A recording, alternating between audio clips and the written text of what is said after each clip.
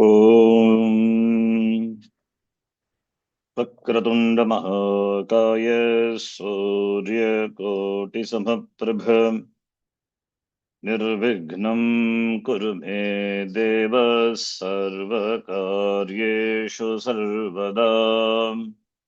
सरस्वति नमस्तुभ्यं वरदे कामरूपिणि विद्यारम्भं करिष्यामि सिद्धिर्भवतु मे सदा। गुरुर्ब्रह्मा गुरुर्विष्णुः गुरुर्देवो महेश्वरः गुरुः साक्षात् परं ब्रह्म तस्मै श्रीगुरवे नमः। ॐ सहना भवतु सहनौ भुनक्तु सह वीर्यं करवावहै तेजस्विनावधितमस्तु मा विद्विषावहै। ॐ शान्ति शान्ति शान्तिः। अथ तृतीयोऽध्यायः ध्यानम्।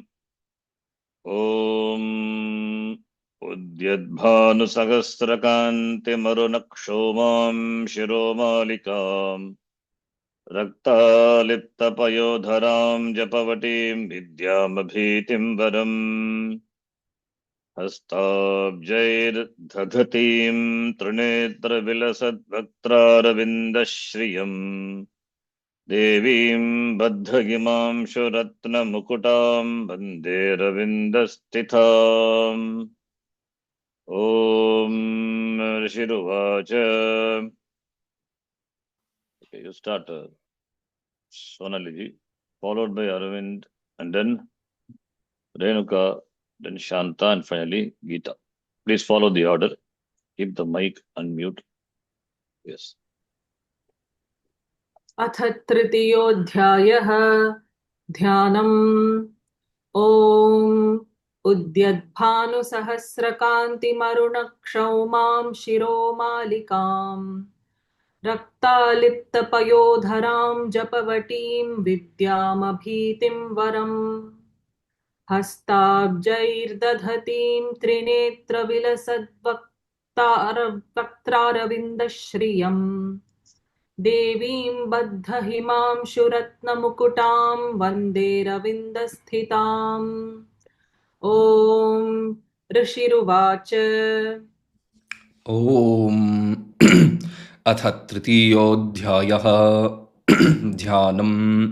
ॐ उद्यद्भानुसहस्रकान्तिमरुणक्षौमां शिरोमालिकां रक्तालिप्तपयोधरां जपवटीं विद्यामभीतिं वरम् हस्ताब्जैर्दधतीं त्रिनेत्रविलसद्वक्त्रारविन्दश्रियम् देवीं बद्धहिमांशुरत्नमुकुटां वन्दे रविन्दस्थिताम्। ॐ ऋषिरुवाच। ध्यानम् उद्यद्भानुसहस्रकान्तिमरुणक्षौमां शिरोमालिकां रक्तालिप्तपयोधरां जपवटीं विद्यामभीतिं वरम् हस्ताब्जैर्दधतीं त्रिनेत्रविलसद्वक्त्रारविन्दश्रियम् देवीं बद्धहिमांशुरत्नमुकुटां वन्दे रविन्दस्थिताम्। ॐ ऋषिरुवाच। अथ तृतीयोऽध्यायः ध्यानम्। ॐ उद्यद्भानुसहस्रकान्तिमरुणक्षौमां शिरोमालिकां रक्तालिप्तपयोधरां जपवटीं विद्यामभीतिं वरम् हस्ताब्जैर्दधतीं त्रिनेत्रविलसद्वक्त्रारविन्दश्रियम् देवीं बद्धहिमांशुरत्नमुकुटां वन्दे रविन्दस्थिताम्। ॐ ऋषिरुवाच। ध्यानम्।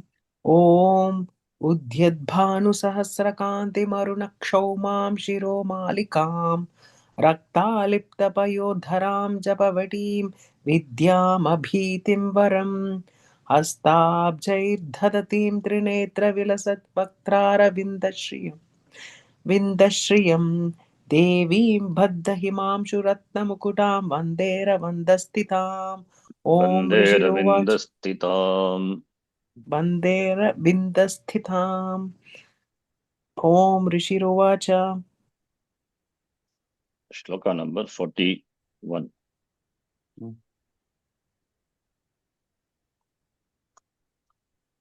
ततः सोऽपि पदाक्रान्तस्तया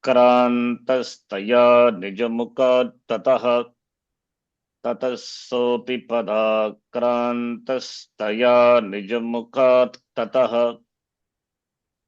ततः सोऽपि पदाक्रान्तस्तया निजमुखात् ततः ततः सोऽपि पदाक्रान्तस्तया निजमुखात् ततः ततः सोऽपि पदाक्रान्तस्तया निजमुखात् ततः ततः सोऽपि पदाक्रान्तस्तया निजमुखात् ततः ततः सोऽपि पदाक्रान्तस्तया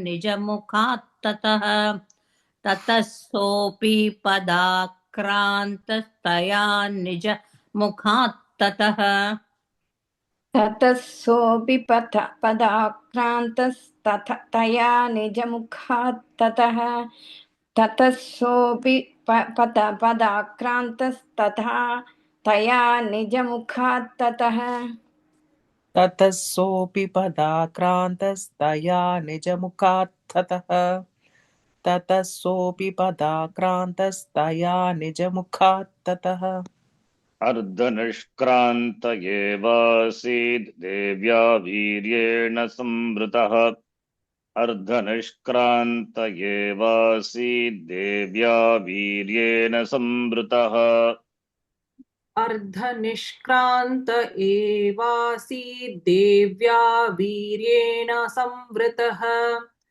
अर्धनिष्क्रान्त एवासीत् देव्या वीर्येण संवृतः अर्धनिष्क्रान्त एवासीद्देव्या वीर्येण संवृतः अर्धनिष्क्रान्त एवासीद्देव्या वीर्येण संवृतः अर्धनिष्क्रान्त एवासीद् देव्या वीर्येण संवृतः अर्धनिष्क्रान्त एवासीद् देव्या वीर्येण संवृतः अर्धनिष्क्रान्त एवासीद् देव्या वीर्येण संवृतः अर्धनिष्क्रान्त एवासीद् देव्या वीर्येण संवृतः अर्धनिष्क्रान्त एवासीद् देव्या वीर्येण संवृतः अर्धनिष्क्रान्त एवासीद् देव्या वीर्येण संवृतः ततः सोऽपि पदाक्रान्तस्तया निजमुखात् ततः अर्धनिष्क्रान्त एवासीद् देव्या वीर्येण संवृतः ततः सोऽपि पदाक्रान्तस्तया निजमुखात् ततः अर्धनिष्क्रान्त एवासीद् देव्या वीर्येण संवृतः ततः सोऽपि पदाक्रान्तस्तया निजमुखात् ततः अर्धनिष्क्रान्त एवासीद् देव्या वीर्येण संवृतः ततः सोऽपि पदाक्रान्तस्तया निजमुखात् ततः अर्धनिष्क्रान्त एवासीद् देव्या वीर्येण संवृतः ततः सोऽपि पदाक्रान्तस्तया निजमुखात् ततः अर्धनिष्क्रान्त एवासीद्देव्या वीर्येण संवृतः ततः सोऽपि पदाक्रान्तस्तया निजमुखात् ततः अर्धनिष्क्रान्त एवासीद्देव्या वीर्येण संवृतः ततः सोऽपि पदाक्रान्तस्तया निजमुखात् ततः अर्धनिष्क्रान्त एवासीद् देव्या वीर्येण संवृतः ततः सोऽपि पदाक्रान्तस्तया निजमुखात् ततः अर्धनिष्क्रान्त एवासीद्देव्या वीरेण संवृतः ततः सोऽपि पदाक्रान्तस्तया निजमुखात् ततः अर्धनिष्क्रान्त एवासीद्देव्या वीर्येण संवृतः ततः सोऽपि पदाक्रान्तस्तया निजमुखात् ततः अर्धनिष्क्रान्त एवासीद्देव्या वीर्येण संवृतः ततः सोऽपि पदाक्रान्तस्तया निजमुखात् ततः अर्धनिष्क्रान्त एवासीद्देव्या वीर्येण संवृतः ततः सोऽपि पदाक्रान्तस्तया निजमुखात् ततः अर्धनिष्क्रान्त एवासीद्देव्या वीर्येण संवृतः. You know the context, right? The fight between the Mahishasura and the Devi. So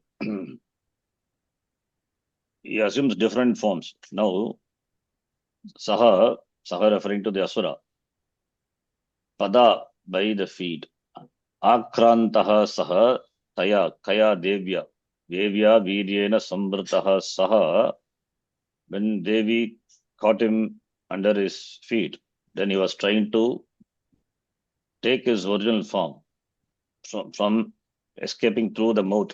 That is, she was caught under the feet of the Devi. So he was trying to assume the form by escaping through his mouth. Nijamukha tataha. But he was not able to completely release himself from under the feet. So therefore only half of his form emerged out to the mouth. So he was trying to change the form, but he could not. Only half of it came. Nijamukha means one's own mukha, mouth. Ardhanishkrantaha is half only came out. Then that half also Devi will kill. Because he was assuming different forms. He's a Mayavi. So only half of him came out through his mouth. That half also Devi will kill. That is the next shloka. Sharanji, Pada and Pada, they both are synonyms, is it? Pada and Pada, Pada Shabda is there and Pada Shabda also separately is there. But here, Pada is used. Pada is Tritiya Vibhakti of Pada Shabda. No, but when we say feet, is it Pada or Pada also means the same? Same. Oh, okay. It is same. Ardhanishkranta yevaso yudhyamano mahasuraha. Ardhanishkranta yevaso yudhyamano mahasuraha. अर्धनिष्क्रान्त एवासौ युध्यमानो महासुरः अर्धनिष्क्रान्त एवासौ युध्यमानो महासुरः अर्धनिष्क्रान्त एवासौ युध्यमानो महासुरः अर्धनिष्क्रान्त एवासौ युध्यमानो महासुरः अर्धनिष्क्रान्त एवासौ युध्यमानो अर्धनिष्क्रान्त एवासौ युध्यमानो महासुरः अर्धनिष्क्रान्त एवासौ युध्यमानो महासुरः अर्धनिष्क्रान्त एवासौ युध्यमानो महासुरः अर्धनिष्क्रान्त एवासौ युध्यमानो महासुरः अर्धनिष्क्रान्त एवासौ युध्यमानो महासुरः अर्धनिष्क्रान्त एवासौ युध्यमानो महासुरः तया महसिना देव्या शिरश्छित्त्वा निपातितः तया महसिना देव्या शिरश्छित्त्वा निपातितः तया महासिना देव्या शिरश्छित्त्वा निपातितः तया महासिना देव्या शिरश्छित्त्वा निपातितः तया महासिना देव्या शिरश्छित्त्वा निपातितः तया महासिना देव्या शिरश्छित्त्वा निपातितः तया महासिना देव्या शिरच्छित्त्वा निपातितः तया महासिना देव्या शिरच्छित्त्वा निपातितः तया महासिना देव्या शिरश्छित्त्वा निपातितः तया महासिना देव्या शिरश्छित्त्वा निपातितः तया महासिना देव्या शिरश्चित्वा निपातितः तया महासिना देव्या शिरश्चित्वा निपातितः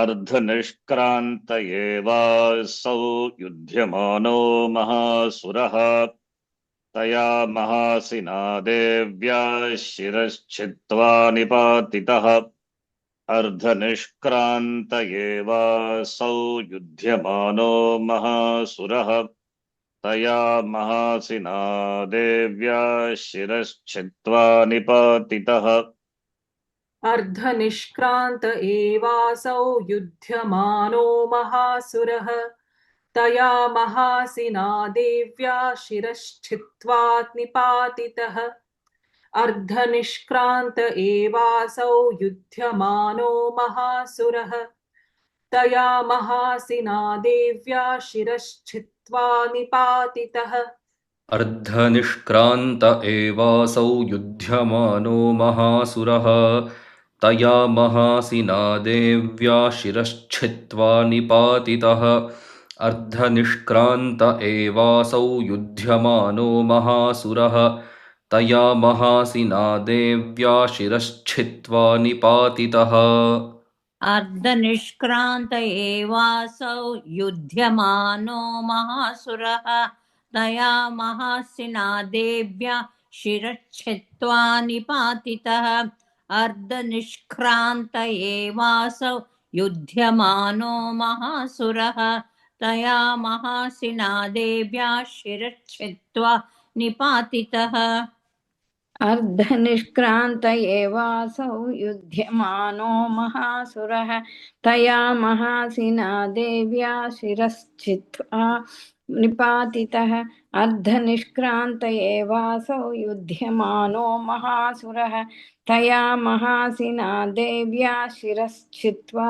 निपातितः अर्धनिष्क्रान्त एवासौ युध्यमानो महासुरः तया महासिना देव्या शिरश्चित्वा निपातितः अर्धनिष्क्रान्त एवासौ युध्यमानो महासुरः तया महासिना देव्या शिरश्चित्वा निपातितः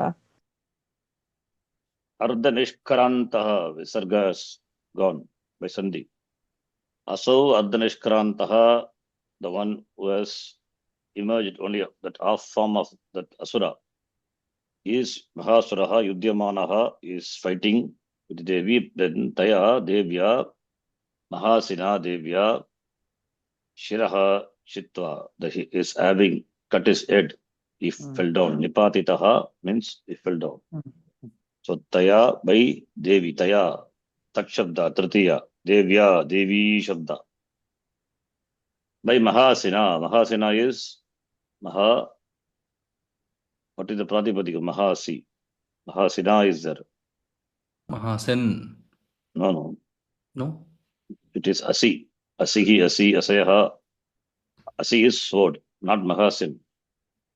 Why Alpasin, not the Mahasin? He's a great sinner. Mahasin. There is no Mahasin. Asi is sword.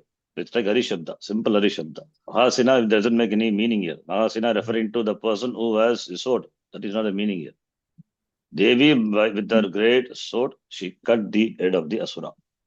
Mahasina, that is instrument by which Devi, Taya Devya Nipatitaha. Asuraha Nipatitaha. Asura was made to fall down. Means Devi killed her. Okay. Last. Number 2 is a typo there, is it? That's not a thing. It's a mistake. Okay. Then 43.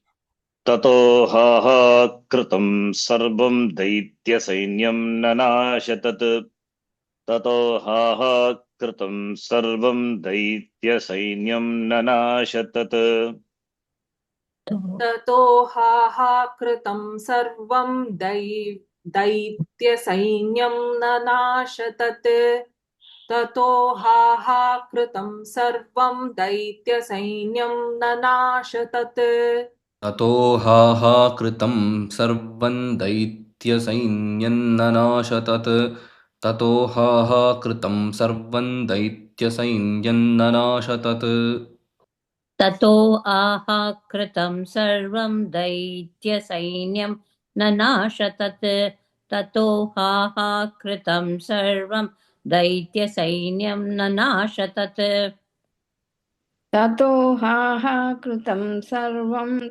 दैत्यसैन्यं ननाशतत् ततो हाहाकृतं सर्वं दैत्यसैन्यं ननाशतत् ततो आहाकृतं सर्वं दैत्यसैन्यं ननाशतत् ततो आहाकृतं सर्वं दैत्यसैन्यं ननाशतत् सैन्यं not सैन्यं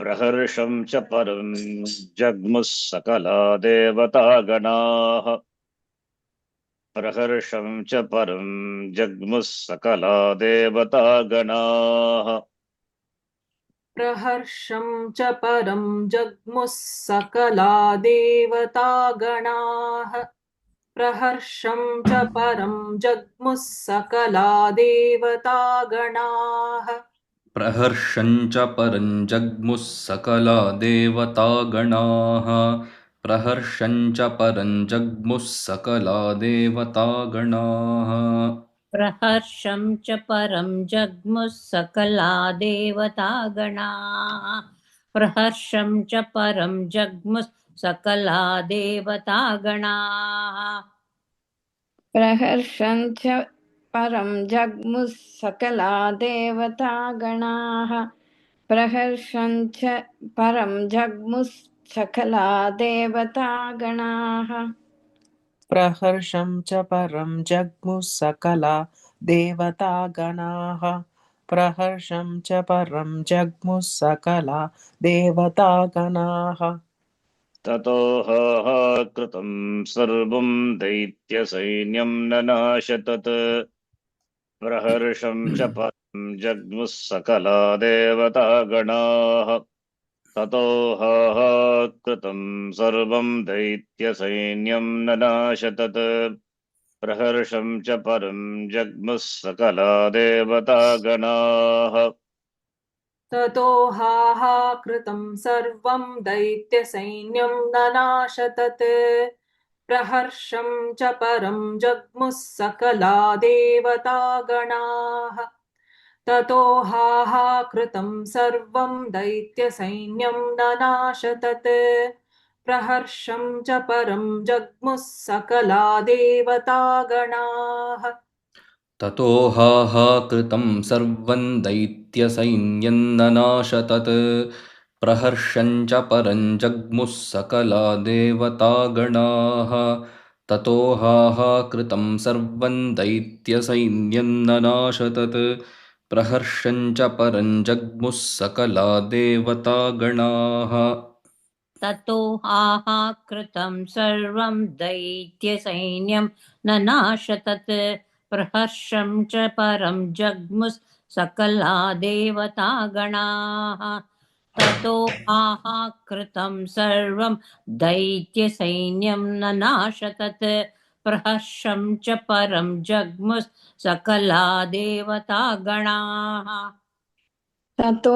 हाहाकृतं सर्वं दैत्यसैन्यं ननाशतत् प्रहर्षं च परं जग्मुः सकला देवतागणाः ततो हाहाकृतं सर्वं दैत्यसैन्यं ननाशतत् प्रहर्षं च परं जग्मुः सकला देवतागणाः ततो आहाकृतं सर्वं दैत्यसैन्यं ननाशतत् प्रहर्षं च परं जग्मुः सकला देवतागणाः ततो हाहाकृतं सर्वं दैत्यसैन्यं ननाश तत् प्रहर्षं च परं जग्मुः सकला देवतागणाः. So all is Daitya Sainyam, the army of the Asuras, Aha Kritam, by sounding Ha, they also destroyed. Nanash, Nashdat, perished. Litlakara, Daitya Sainyam, Nanash, so they also perished. Having seen the Asura and his armies both perished, then Devata Ganaha, the Devaganas, Sakalaha, all the Devatas, Param Pragarsham Jagmuhu, they attained great Harsha is happiness. Praharsham Jagmuhu. Jagmuhu is, that is also Litlakara. They attain, that is what we have to take. Gamdat Gachati. Litrupam Jagmuhu. Devataha Param Harsham Jagmuhu. They become so happy, delighted. Then the last shloka.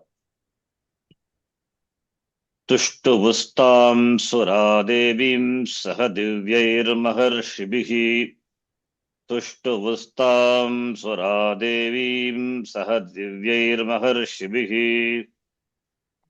तुष्टुवुस्तां सुरादेवीं सह दिव्यैर्महर्षिभिः तुष्टुवुस्तां सुरादेवीं सह दिव्यैर्महर्षिभिः तुष्टुवुस्तां सुरादेवीं सह दिव्यैर्महर्षिभिः तुष्टुवुस्तां सुरादेवीं सह दिव्यैर्महर्षिभिः तुष्टुवुस्तां सुरादेवीं सह दिव्यै महर्षिभिः तुष्टुवुस्तां सुरादेवीं सह दिव्यैर्महर्षिभिः तुष्टुस्तां सुरादेवीं सह दिव्यैर्महर्षिभिः तुष्टुस्तां सुरादेवीं सह दिव्यैर्महर्षिभिः तुष्टुवुस्तां सुरादेवीं सह दिव्यैर्महर्षिभिः तुष्टुवुस्तां सुरादेवीं सह दिव्यैर्महर्षिभिः जगुर्गन्धर्वपतयो ननृतुश्चाप्सरो गणाः ॐ जगुर्गन्धर्वपतयो ननृतुश्चाप्सरो गणाः ॐ जगुर्गन्धर्वपतयो ननृतुश्चाप्सरो गणाः जगुर्गन्धर्वपतयो ननृतुश्चाप्सरो गणाः ॐ जगुर्गन्धर्वपतयो ननृतुश्चाप्सरो गणाः ॐ जगुर्गन्धर्वपतयो ननृतुश्चाप्सरो गणाः ॐ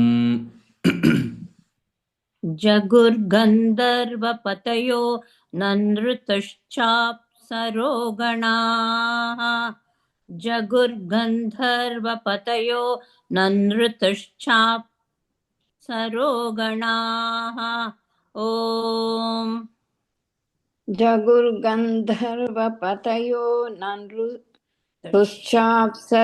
गणाः ॐ जगुर्गन्धर्वपतयो ननृतुश्चाप्सरो गणाः ॐ जगुर्गन्धर्वपतयो ननृतुश्चाप्सरो गणाः ॐ जगुर्गन्धर्वपतयो ननृतुश्चाप्सरो गणाः ॐ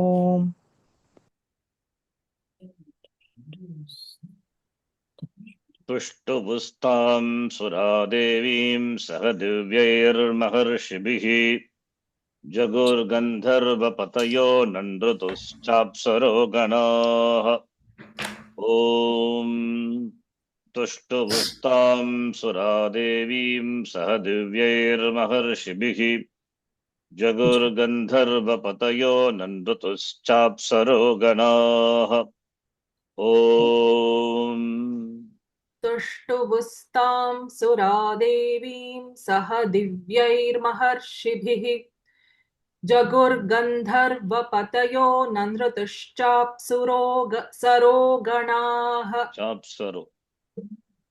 चाप्सरो गणाः ॐ तुष्टुवुस्तां सुरादेवीं सह दिव्यैर्महर्षिभिः जगुर्गन्धर्वपतयो नृतश्चाप्सुरो गणाः सरो अप्सरो. Sorry. Chapsaro. Chapsaro. You said chapsuro again. Oh, sorry. नृतश्चाप्सरो गणाः ॐ तुष्टुवुस्तां सुरादेवीं सह दिव्यैर्महर्षिभिः जगुर्गन्धर्वपतयो नृतुश्चाप्सरो गणाः ॐ तुष्टुवुस्तां सुरादेवीं सह दिव्यैर्महर्षिभिः जगुर्गन्धर्वपतयो नृतुश्चाप्सरो गणाः ॐ तुष्टुवस्तां सुरादेवीं सह दिव्यैर्महर्षिभिः जगुर्गन्धर्वपतयो नृतश्चाप्सरो गणाः ॐ तुष्टुवस्तां सुरादेवीं सह दिव्यैर्महर्षिभिः जगुर्गन्धर्वपतयो नृतश्चाप्सरो गणाः ॐ तुष्टुवुस्तां सुरादेवीं सह दिव्यैर्महर्षिभिः जगुर्गन्धर्वपतयो नृतुश्चाप्सरो गणाः ॐ तुष्टुवुस्तां सुरादेवीं सह दिव्यैर्महर्षिभिः जगुर्गन्धर्वपतयो नृतुश्चाप्सरो गणाः ॐ तुष्टुवुस्तां सुरादेवीं सह दिव्यैर्महर्षिभिः जगुर्गन्धर्वपतयो नृतुश्चाप्सरो गणाः ॐ तुष्टुवुस्तां सुरादेवीं सह दिव्यैर्महर्षिभिः जगुर्गन्धर्वपतयो नृतुश्चाप्सरो गणाः ॐ Suraha tushtuvuhu. Tushtuvu means studatu. Tushtuvagum sastanubihi. The same. So tushtu means they. Suraha devaha. They become happy, very tushtuhu, delighted. Along with the name, delighted with the Devi. Tam Devim. Then along with the Divya Maharshibihi. Rishis of the Deva, Devaloka, Divyahi, divine Maharshis, great Rishis. Along with them, Devaha, Tushtuhu means praise. Okay, Tushtuhu praise. Stuti, from that Studatu, it is also Litlakara. Jagur also Litlakara. Jagama, Jagmatuhu, Jaguhu. Then Jagu, see, this you have to split and understand, and reading is up accordingly. Jaguhu Gandharva Patayo Nandrutuhu Cha Apsaro Ganaha. Apsara, you know what is Apsara? They are Apsara of the Devaloka. So Gandharva Patayaha. What is Gandharva Patayaha? Gandharvanam Pati, the master of Gandharvas, the head, the leader. Gandharva Pati, like Ganapati Shabda, Hari Shabdavat. So Gandharva Patayaha, then Apsara Ganaha, all these, they are danced. Nandrutuhu means Nirtadatu. Narta. So Nrutyati, Nandrutuhu means Bhagavachanam, they all danced. So Devas praised, the Devis, along with the Rishis, then there is Gandharva, along with the Apsargana, they also danced. Because the Devi has accomplished the task, mission accomplished, killed the Asura along with this army. So that is the third chapter, Mahishasuravada. Previous chapter, Mahishara Sainyavada. This chapter, Mahishasuravada. Next chapter will be Stuti. So Devas will praise.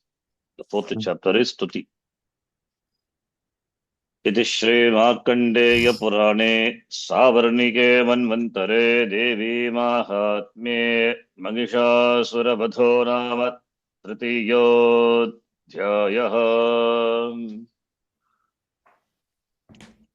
इति श्रीमार्कण्डेय पुराणे सावर्णिके मन्वन्तरे देवी महात्म्ये महिषासुरवधो नाम तृतीयोऽध्यायः।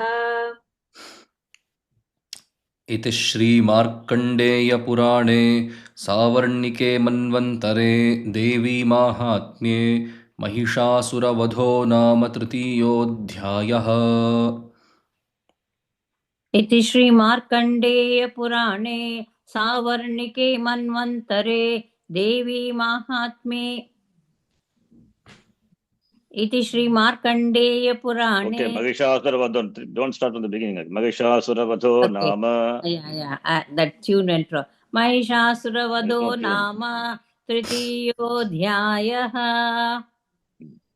ॐ इति श्री मार्कण्डेय पुराणे सावर्णिके मन्वन्तरे देवी माहात्म्ये महिषासुरवधो नाम तृतीयोऽध्यायः। इति श्रीमार्कण्डेयपुराणे सावर्णिके मन्वन्तरे देवी माहात्म्ये महिषासुरवधो नाम तृतीयोऽध्यायः। So third chapter is concluded. Now fourth chapter. Atha chaturthodhyayah dhyanam Om kalabhrabham katakshairarikulabhayadam maulibaddhendurekham Om kalabhrabham katakshairarikulabhayadam maulibaddhendurekham अथ चतुर्थोऽध्यायः ध्यानम्। ॐ चतुर्थोऽध्यायः ध्यानम्। ॐ कालाभ्राभां कटाक्षैररिकुलभयदां मौलिबद्धेन्दुरेखाम् कालाभ्राभां कटाक्षैररिकुलभयदां मौलिबद्धेन्दुरेखाम्। ॐ अथ चतुर्थोऽध्यायः ध्यानम्। ॐ कालाभ्राभां कटाक्षैः अरिकुलभयदां मौलिबद्धेन्दुरेखाम्। ॐ ध्यानं कालाभ्राभां कटाक्षैः अरिकुलभयदां मौलिबद्धेन्दुरेखाम्। चतुर्थोऽध्यायः ध्यानम्।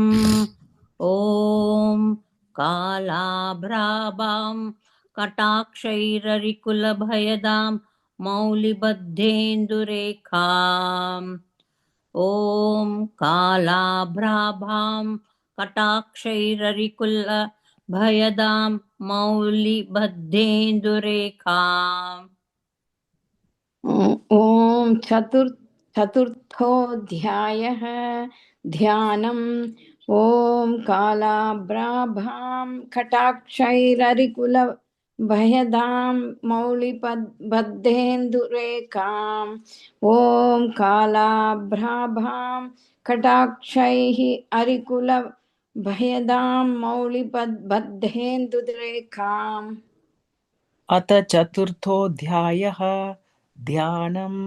ॐ कालाभ्राभां कटाक्षैररिकुलभयदां मौलिबद्धेन्दुरेखाम्। ॐ कालाभ्राभां कटाक्षैररिकुलभयदां मौलिबद्धेन्दुरेखाम्। शङ्खं चक्रं कृपाणं त्रिशिखमपि करैरुद्वहन्तीं त्रिनेत्राम् शङ्खं चक्रं कृपाणं त्रिशिखमपि करैरुद्वहन्तीं त्रिनेत्राम् शङ्खं चक्रं कृपाणं त्रिशिखमपि करैरुद्वहन्तीं त्रिनेत्राम् शङ्खं चक्रं कृपाणं त्रिशिखमपि करैरुद्वहन्तीं त्रिनेत्रम् शङ्खं चक्रं कृपाणं त्रिशिखमपि करैरुद्वहन्तीं त्रिनेत्रां शङ्खं चक्रं कृपाणं त्रिशिखमपि करैरुद्वहन्तीं त्रिनेत्राम् शङ्खं चक्रं कृपाणं त्रिशिखमपि करैरुद्वहन्तीं त्रिनेत्रां शङ्खं चक्रं कृपाणं त्रिशिखमपि करैरुद्वहन्तीं त्रिनेत्राम् Udvahantim Trinetram. Team is Dirga. करैरुद्वहन्तीं त्रिनेत्राम् Okay. शङ्खं चक्रं कृपाणं त्रिशिखमपि करैरुद्वहन्तीं त्रिनेत्रां शङ्खं चक्रं कृपाणं त्रिशिखमपि करैरुद्वहन्तीं त्रिनेत्राम् शङ्खं चक्रं कृपाणं त्रिशिखमपि करैरुद्भवन्तीं त्रिनेत्राम् शङ्खं चक्रं कृपाणं त्रिशिखमपि करैरुद्भवन्तीं त्रिनेत्राम् Udvahantim Trinetram. उद्वहन्तीं त्रिनेत्राम् Om Kalabhrabham Katakshairarikulabhayadam Maulibadhendurekham Shankam Chakram Kripanam Trishikamapi Karairuddvahantim Trinetram. Om Kalabhrabham Katakshairarikulabhayadam Maulibadhendurekham Shankham Chakram Kripanam Trishikamapi Karairuddvahantim Trinetram. ॐ कालाभ्राभां कटाक्षैररिकुलभयदां मौलिबद्धेन्दुरेखां शङ्खं चक्रं कृपेणं त्रिशिखमपि Kripanam कृपाणं त्रिशिखमपि करैरुद्वहन्तीं त्रिनेत्राम् ॐ कालाभ्राभां कटाक्षैररिकुलभयदां मौलिबद्धेन्दुरेखां शङ्खं चक्रं कृपाणं त्रिशिखमपि करैरुद्वहन्तीं त्रिनेत्राम् ॐ कालाभ्राभाङ्कटाक्षैररिकुलभयदां मौलिबद्धेन्दुरेखां शङ्खं चक्रं कृपाणं त्रिशिखमपि करैरुद्वहन्तीं त्रिनेत्रां ध्यानम् ॐ कालाभ्राभाङ्कटाक्षैररिकुलभयदां मौलिबद्धेन्दुरेखां शङ्खं चक्रं कृपाणं त्रिशिखमपि करैरुद्वहन्तीं त्रिनेत्राम् ॐ कालाभ्राभां कटाक्षैररिकुलभयदां मौलिबद्धेन्दुरेखां शङ्खं चक्रं कृपाणं त्रिशिखमपि करैरुद्वहन्तीं त्रिनेत्राम् ॐ कालाभ्राभां कटाक्षैररिकुलभयदां मौलिबद्धेन्दुरेखां शङ्खं चक्रं कृपाणं त्रिशिखमपि करैरुद्वहन्तीं त्रिनेत्राम् ॐ कालाभ्राभां कटाक्षैररिकुलभयदां मौलिबद्धेन्दुरेखां शङ्खं चक्रं कृपाणं त्रिशिखमपि करैरुद्वहन्तीं त्रिनेत्राम् ॐ ध्यानम् ॐ कालाभ्राभां कटाक्षैररिकुलभयदां मौलिबद्धेन्दुरेखां शङ्खं चक्रं कृपाणं त्रिशिखमपि करैरुद्वहन्तीं त्रिनेत्राम् ध्यानम् ॐ कालाभ्राभां कटाक्षरलिकुलभयदां मौलिबद्धेन्दुरेखां शङ्खं चक्रं कृपाणं त्रिशिखमपि करैरुद्भवन्तीं त्रिनेत्राम् ॐ कालाभ्राभां कटाक्षरलिकुलभयदां मौलिबद्धेन्दुरेखां शङ्खं चक्रं कृपाणं त्रिशिखमपि करैरुद्भवन्तीं त्रिनेत्राम् सिंहस्कन्धादिरूढाम् त्रिभुवनमखिलम् तेजसा पूरयन्तीम् सिंहस्कन्धादिरूढाम् त्रिभुवनमखिलम् तेजसा पूरयन्तीम्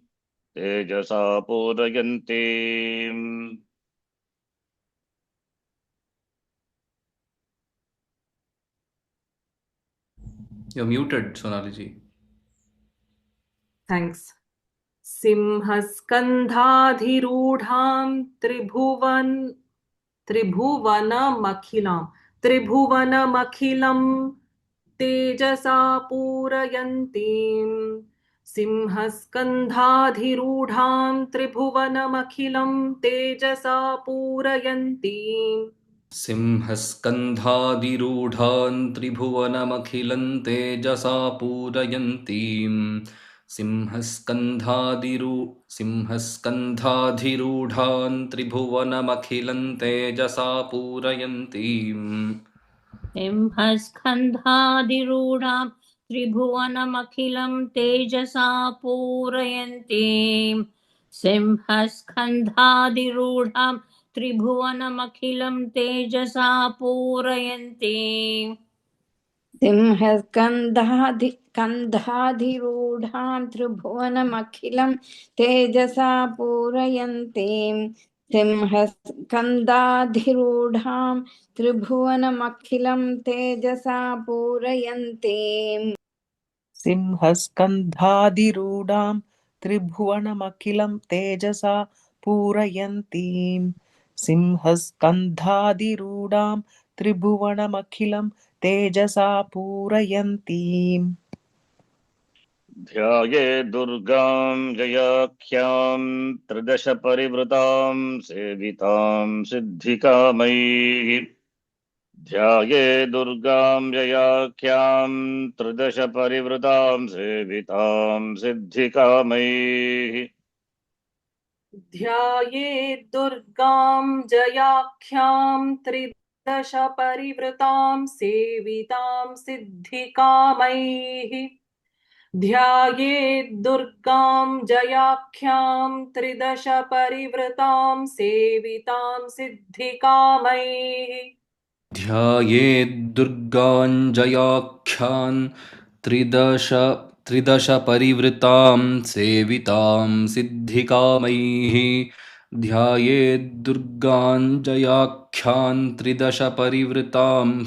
सेवितां सिद्धिकामैः ध्यायेद्दुर्गां जयाख्यां त्रिदश परिवृतां सेवितां सिद्धिकामैः ध्यायेद्दुर्गां जयाख्यां त्रिदश परिवृतां सेवितां सिद्धिकामैः ध्यायेत् दुर्गां जयाख्यां त्रिदश परिवृतां सेवितां सिद्धिकामैः ध्यायेत् दुर्गां जयाख्यां त्रिदश परिवृतां सेवितां सिद्धिकामैः ध्यायेत् दुर्गां जयाख्यां त्रिदश परिवृतां सेवितां सिद्धिकामैः ध्यायेत् दुर्गां जयाख्यां त्रिदश परिवृतां सेवितां सिद्धिकामैः सिंहस्कन्धादिरूढाम् त्रिभुवनमखिलम् तेजसा पूरयन्तीम् ध्यायेत् दुर्गाम् जयाख्याम् त्रिदश परिवृताम् सेविताम् सिद्धिकामैः सिंहस्कन्धादिरूढाम् त्रिभुवनमखिलम् तेजसा पूरयन्तीम् ध्यायेत् दुर्गाम् जयाख्याम् त्रिदश परिवृताम् सेविताम् सिद्धिकामैः सिंहस्कन्धाधिरूढां त्रिभुवनमखिलां तेजसा पूरयन्तीं ध्यायेद्दुर्गां जयाख्यां त्रिदश परिवृतां सेवितां सिद्धिकामैः सिंहस्कन्धाधिरूढां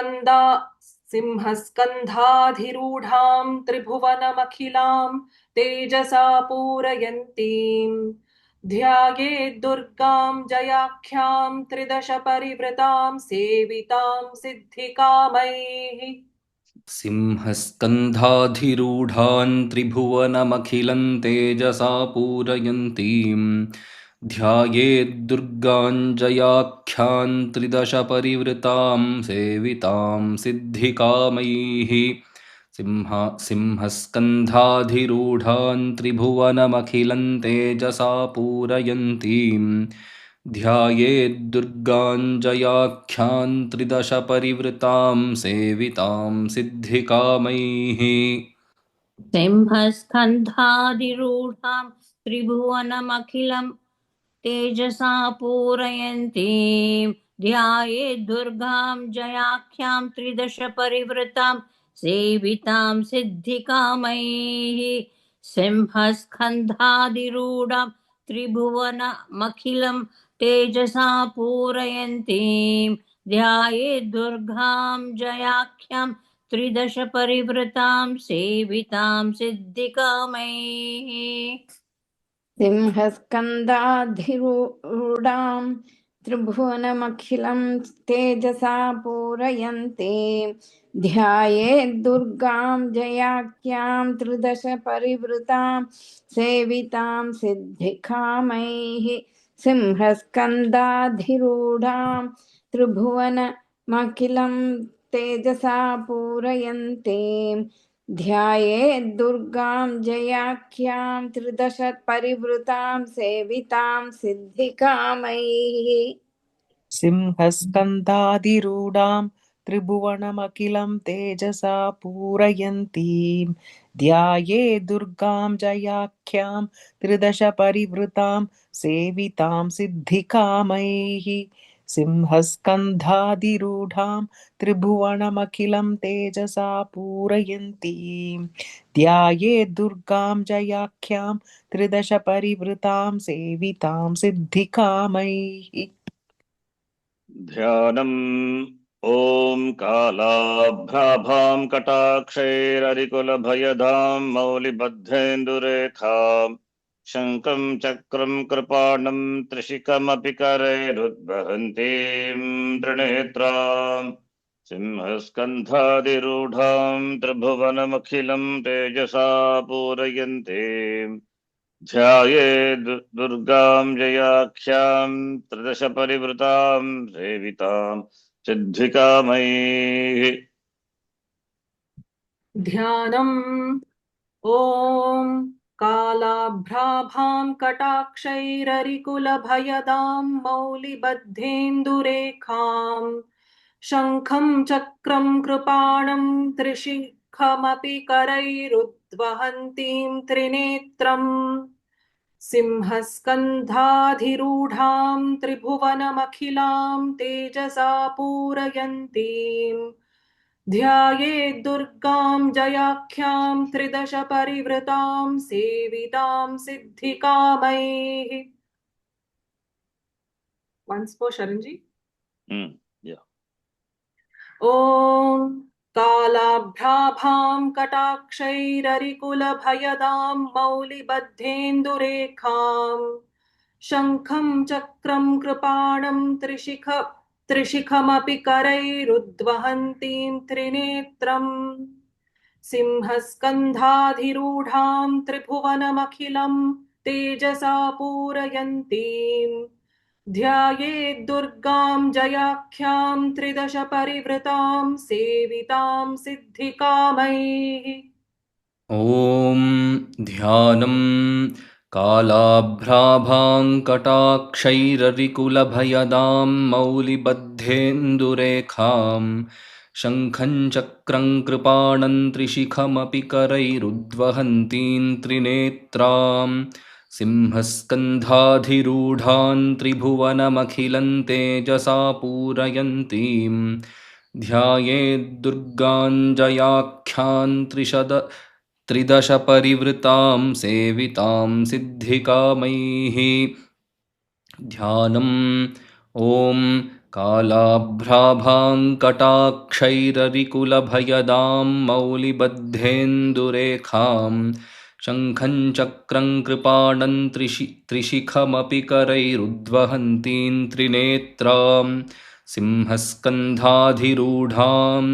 त्रिभुवनमखिलं तेजसा पूरयन्तीं ध्यायेद्दुर्गाञ्जयाख्यान् त्रिदश परिवृतां सेवितां सिद्धिकामैः ध्यानम् ॐ कालाभ्राभां कटाक्षैररिकुलभयदां मौलिबद्धेन्दुरेखां शङ्खं चक्रं कृपाणं त्रिशिखमपि करैरुद्वहन्तीं त्रिनेत्रां सिंहस्कन्धाधिरूढां त्रिभुवनमखिलं तेजसा पूरयन्तीं ध्यायेद्दुर्गां जयाख्यां त्रिदश परिवृतां सेवितां सिद्धिकामैः ॐ कालाभ्राभां कटाक्षैररिकुलभयदां मौलिबद्धेन्दुरेखां शङ्खं चक्रं कृपाणं त्रिशिखमपि करैरुद्वहन्तीं त्रिनेत्रां सिंहस्कन्धाधिरूढां त्रिभुवनमखिलं तेजसा पूरयन्तीं ध्यायेद्दुर्गां जयाख्यां त्रिदश परिवृतां सेवितां सिद्धिकामैः ध्यानम् ॐ कालाभ्राभां कटाक्षैररिकुलभयदां मौलिबद्धेन्दुरेखां शङ्खं चक्रं कृपाणं त्रिशिखमपि करैरुद्वहन्तीं त्रिनेत्रां रूढां त्रिभुवनमखिलं तेजसा पूरयन्तीं ध्यायेद्दुर्गां जयाख्यां त्रिदश परिवृतां सेवितां सिद्धिकामैः ॐ कालाभ्राभां कटाक्षैररिकुलभयदां मौलिबद्धेन्दुरेखां शङ्खं चक्रं कृपाणं त्रिशिखमपि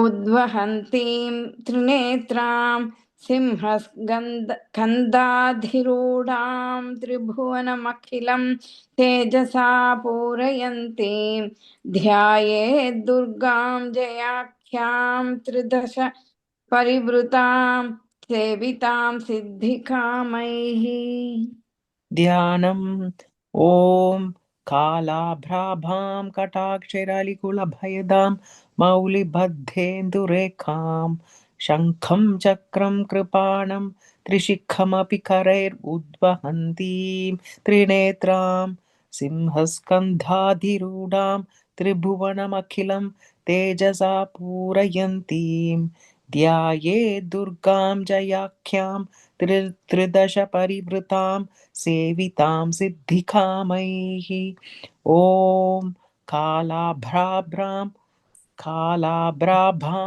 कटाक्षैरलिकुलभयदां मौलिबद्धेन्दुरेखां शङ्खं चक्रं कृपाणं त्रिशिखमपि करैरुद्वहन्तीं त्रिनेत्रां सिंहस्कन्धाधिरूढां त्रिभुवनमखिलं तेजसा पूरयन्तीं ध्यायेद्दुर्गां जयाख्यां त्रिदश परिवृतां सेवितां सिद्धिकामैः Good Dhyana. This is Dhyana Shloka. So we chant this every class. Dhyayet is the Kriya Padam. So in Dhyana Shloka, you will see the descriptions of the Devi because it is Saguna Brahma Upasana.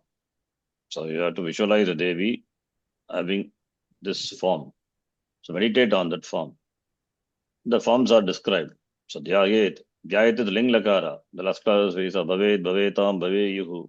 Dhyayet. May one meditate on the Devi, Durgam. She is known by the name Jaya.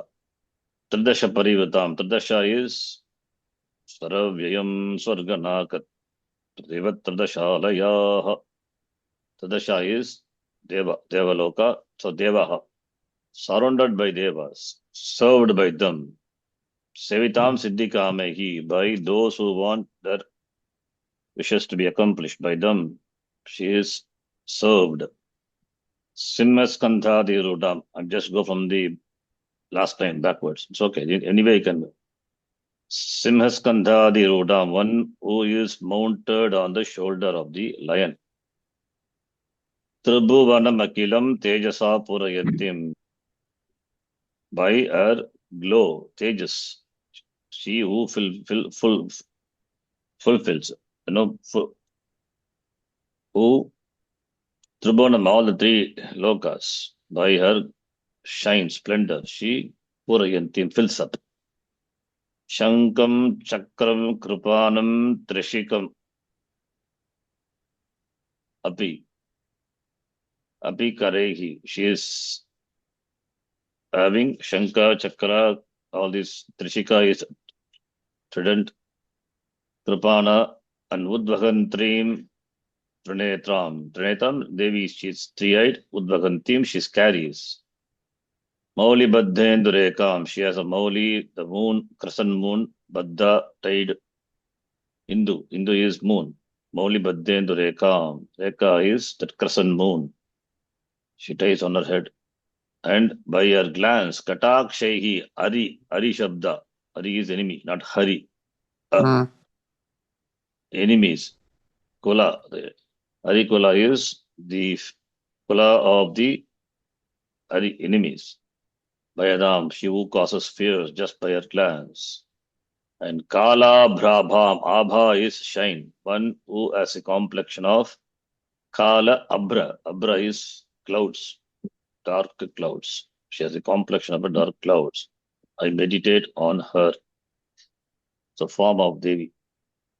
Now, this chapter you will see the shlokas in Trishtup Chandas. So it is take some time and not difficult. Take some time. Om Rishiruvacha. So this is Stuti of Devi. So it's good to chant this chapter even if you don't have time. This is Stuti. Like any other Parayanam, this is a chapter alone is Devi Stuti. Shakradaya Suragana Nigateti Virye Tasminduratmani Surari Bale Chadevya. This is Trishtup, so you can chant as we do in the Gita. Shakradaya Suragana Nigateti Virye Tasminduratmani Surari Bale Chadevya. Om Rishiruvacha Shakradayas Suragana Nihateti Virye Tasminduratmani Surari Bale Chadevya. Om Rishiruvacha Shakradayas Suragana Nihateti Virye Tasminduratmani Surari Bale Chadevya. Om Rishiruvacha Shakradayas Suragana Nihateti Virye Tasminduratmani Surari Cha Devya. Om Rishiruvacha Shakradayas Suragana Nihateti Virye Tasminduratmani Surari Cha Devya. Om Rishiruvacha Shakradaya Suragana Nihateti Virye Tasmin Duratmani Surari Bale Cha Devya. Om Rishiruvacha Shakradaya Suragana Nihateti Virye Tasmin Duratmani Surari Bale Cha Devya. Om Rishiruvacha Shakradayas सुरगणा निहतेति वीर्ये तस्मिन् दुरात्मनि सुरारिबले च देव्या। ॐ ऋषिरुवाच शक्रादयः सुरगणा निहतेति वीर्ये तस्मिन् दुरात्मनि सुरारिबले च देव्या।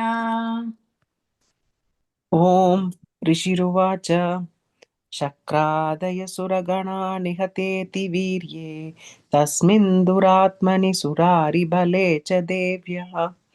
ॐ ऋषिरुवाच शक्रादय सुरगणा निहतेति वीर्ये तस्मिन् दुरात्मनि सुरारिबले च देव्या। तां तुष्टुवुः प्रणतिनम्रशिरोधरां सा वाग्भिः प्रकर्षपुलकोद्गमचारुदेहाः।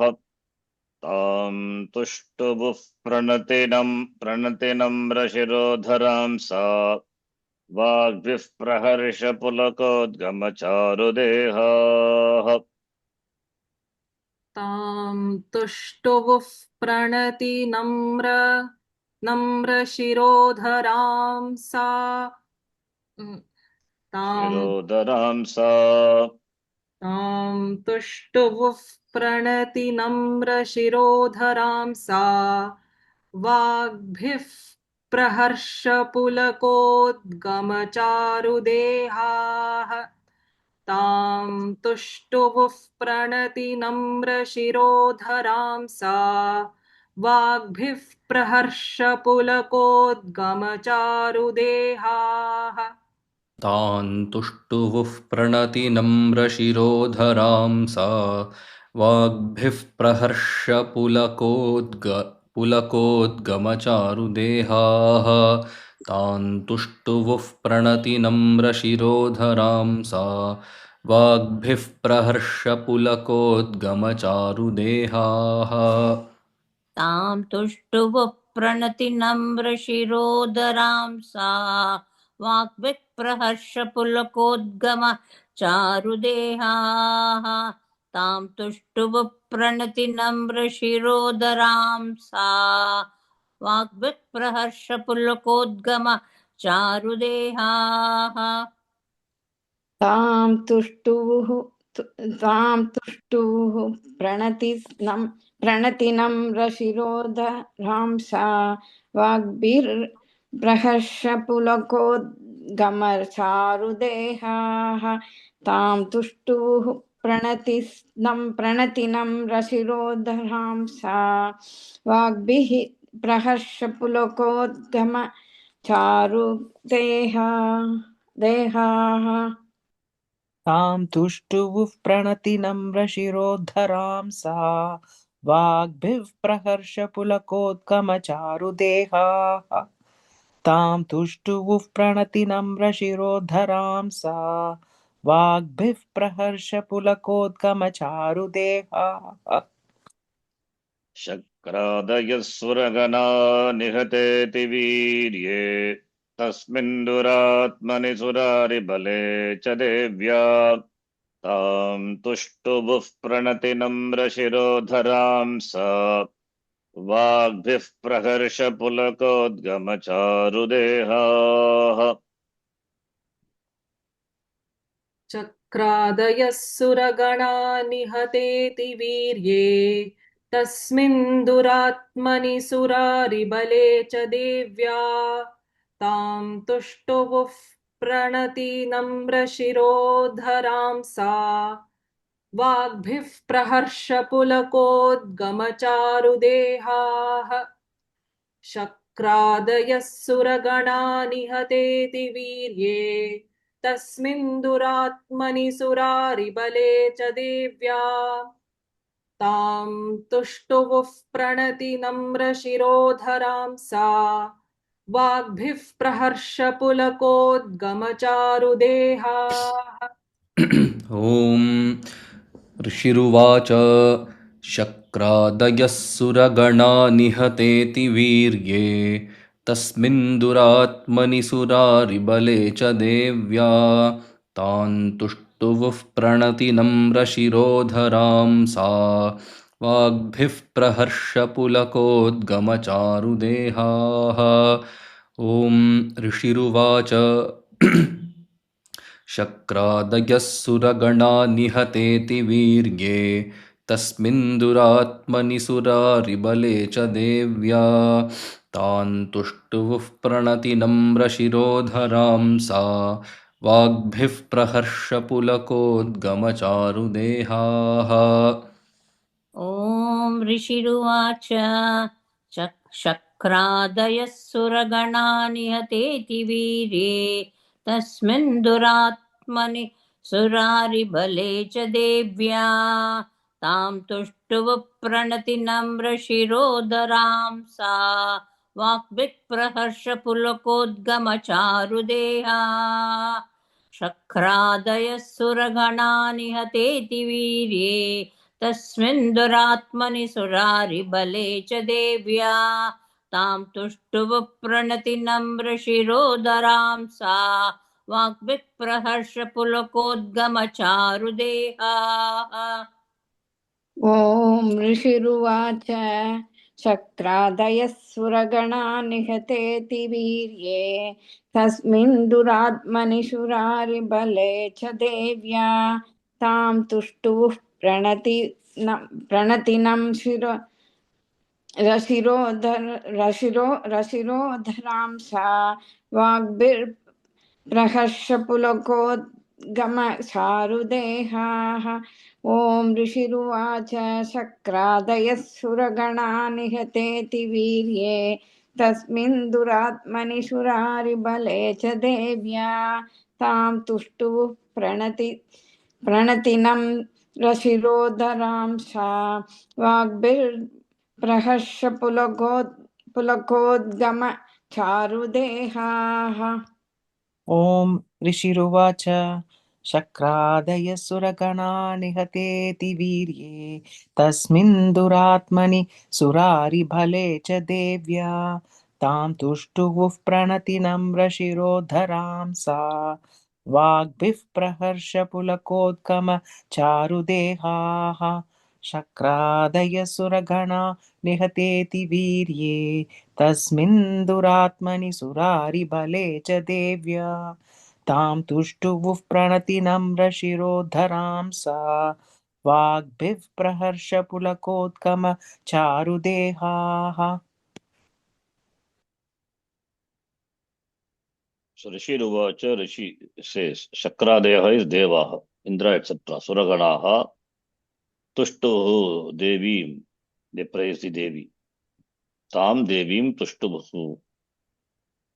Au Pranati Namra Shirodaramsa, Shira, head, Udaramsa, by Udarams, Shabda, their shoulder. Namra is out of humility. Pranati, Namda, to Namati Namataha Namanti, from that. Pranati is declinable. It's a Kadanta. So, saluting with humility, with the Shiraha and Udaramsa, Namra with humility. It means bending down. Then when did I do? When Ativirye Duratmani Surari Bale, Suranam Arihi Surarihi, that is that Daitya, that Mahishasura. When he was conquered by Devi, Tasmin Duratmani Nigateti Virye, Ativirye Nigate, when he is Nigata, killed, Handatu Sat, Rutrahan and all, I taught you. This is a beginner's class itself.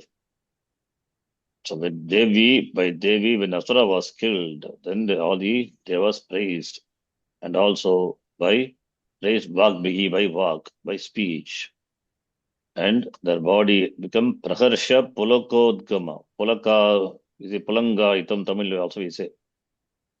So their body also have got horripilation out of happiness. Pulakodgama, Charudegha, their body. Now they were in horripilation down for the next shloka. Devya yaya tatamidam jagadatma shaktya nishesha devagana shakti samoha murtya. Devya yaya tatamidam jagadatma shaktya nishesha devagana shakti samoha murtya. देव्या यया ततमिदं जगदात्मशक्त्या निःशेषदेवगणशक्तिं समूहमूर्त्या Shakti only, not Shakti. Yes, chant. देव्या यया ततमिदं जगदात्मशक्त्या निःशेषदेवगणशक्तिसमूहमूर्त्या Nishesha Devagana Shakti Samuha Murtya means she is the embodiment of Shakti of all the Devas. Okay. देव्या यया ततमिदं जगदात्मशक्त्या निःशेषदेवगणशक्तिसमूहमूर्त्या देव्या यया ततमिदं जगदात्मशक्त्या निःशेषदेवगणशक्तिसमूहमूर्त्या देव्या यया ततमिदं जगदात्मशक्त्या निःशेषदेवगणशक्तिसमूहमूर्त्या देव्या यया ततमिदं जगदात्मशक्त्या निःशेषदेवगणशक्तिसमूहमूर्त्या देव्या यया ततमिदं जगदात्मशक्त्या निःशेषदेवगणशक्तिसमूहमूर्त्या देव्या यया ततमिदं जगदात्मशक्त्या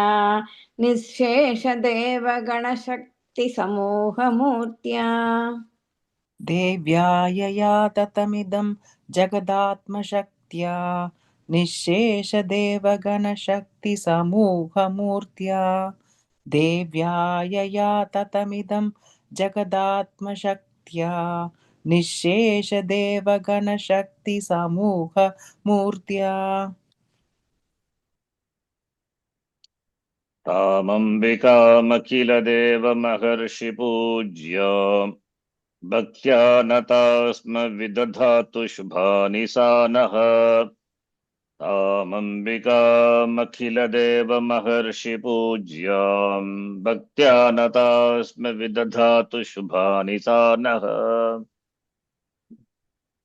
तामम्बिकामखिलदेवमहर्षिपूज्यां भक्त्या नतास्म विदधातु शुभानि सा नः तामम्बिकामखिलदेवमहर्षिपूज्यां भक्त्या नतास्म विदधातु शुभानि सा नः तामम्बिकामखिलदेवमहर्षिपूज्यां भक्त्या नतास्म विदधातु शुभानि सा नः तामम्बिकामखिलदेवमहर्षिपूज्यां भक्त्या नतास्म विदधातु शुभानि सा नः तामम्बिकामखिलदेवमहर्षिपूज्यां भक्त्या नतास्म विदधातु शुभानि सा नः तामम्बिकामखिलदेवमहर्षिपूज्यां भक्त्या नतास्म विदधातु शुभानि सा नः तामम्बिकामखिलदेवमहर्षिपूज्यां भक्त्या नतास्म विदधातु शुभानि सा नः तामम्बिकामखिलदेवमहर्षिपूज्यां भक्त्या नतास्म विदधातु शुभानि सा नः तामम्बिकामखिलदेवमहर्षिपूज्यां भक्त्या नतास्म विदधातु शुभानि सा नः तामम्बिकाम् अखिलदेवमहर्षिपूज्यां भक्त्या नतास्म विदधातु शुभानि सा नः देव्या यया ततमिदं जगदात्मशक्त्या निःशेषदेवगणशक्तिसमूहमूर्त्या तामम्बिकामखिलदेवमहर्षिपूज्यां भक्त्या नतास्म विदधातु शुभानि सा नः देव्या यया ततमिदं जगदात्मशक्त्या निःशेषदेवगणशक्तिसमूहमूर्त्या तामम्बिकामखिलदेवमहर्षिपूज्याम् भक्त्या नतास्म विदधातु शुभानि सा नः। देव्या यया ततमिदं जगदात्मशक्त्या निःशेषदेवगणशक्तिसमूहमूर्त्या तामम्बिकामखिलं देवमहर्षिपूज्याम् भक्त्या नतास्म विदधातु शुभानि सा नः। देव्या यया ततमिदं जगदात्मशक्त्या निःशेषदेवगणशक्तिसमूहमूर्त्या तामम्बिकामखिलदेवमहर्षिपूज्याम् भक्त्या नतास्म विदधातु शुभानि सा नः। देव्या यया ततमिदं जगदात्मशक्त्या निःशेषदेवगणशक्तिसमूहमूर्त्या तामम्बिकामखिलदेवमहर्षिपूज्यां भक्त्या नतास्म विदधातु शुभानि सा नः। देव्या यया ततमिदं जगदात्मशक्त्या निःशेषदेवगणशक्तिसमूहमूर्त्या तामम्बिकामखिलदेवमहर्षिपूज्यां भक्त्या नतास्म विदधातु शुभानि सा नः।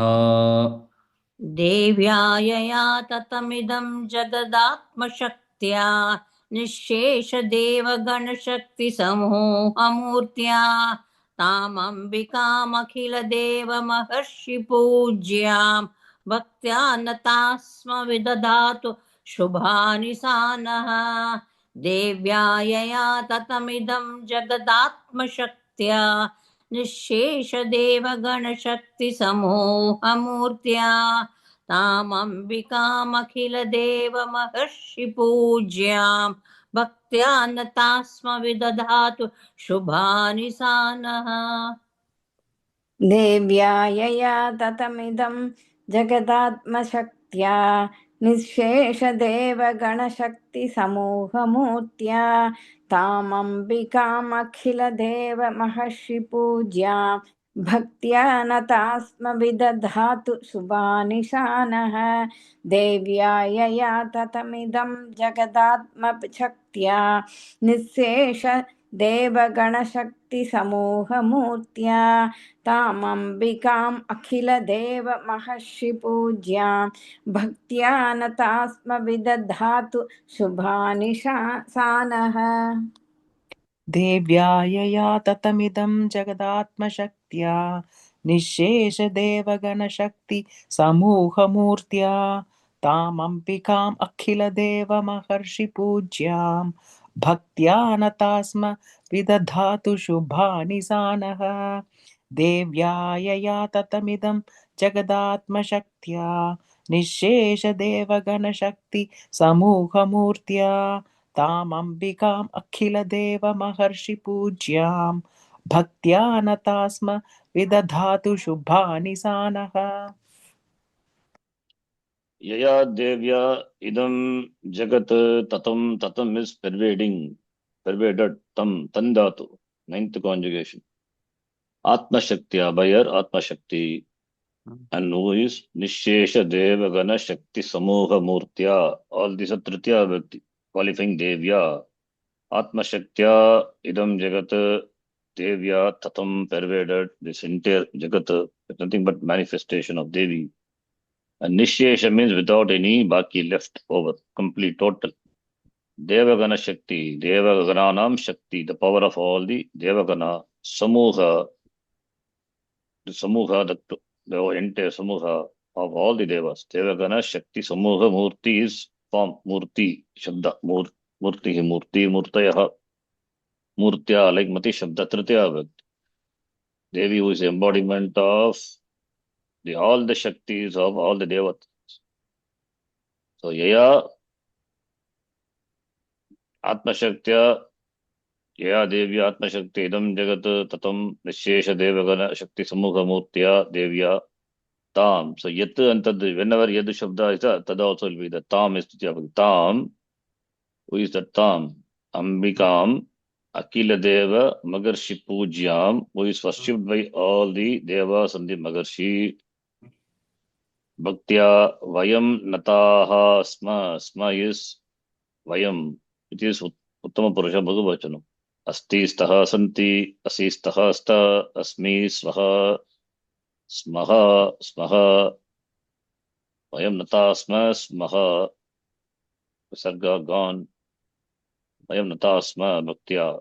So Sa Devi Vidadhatu Lutlakara Bhavatu Bhavatam Bhavantu. This is the last class. Shubhani, all auspiciousness. Sa Naha. Naha is,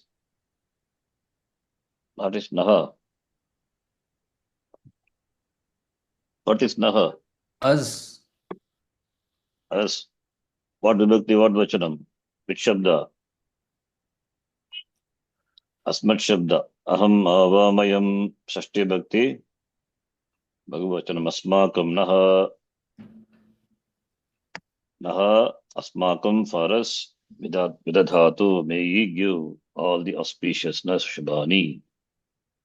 Okay, 3 shlokas. We'll stop here. So this shloka, this chapter will be, I won't say difficult, but it will be in Trishta meter. So you have to be familiar with the text, then only you can chant. You have to practice after the class.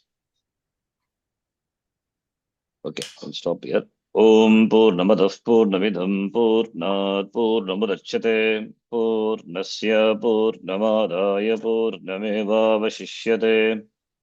Om Shanti Shanti Shanti Harihi Om Shri Gurubhyo Namaha.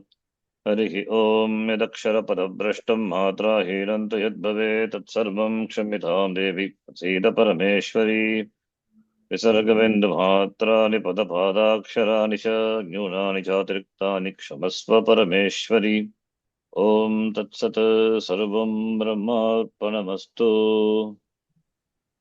धन्यवादः शरण जी. धन्यवाद शरण जी. हरि ओम जी. ಧನ್ಯವಾದ ಶರಣ.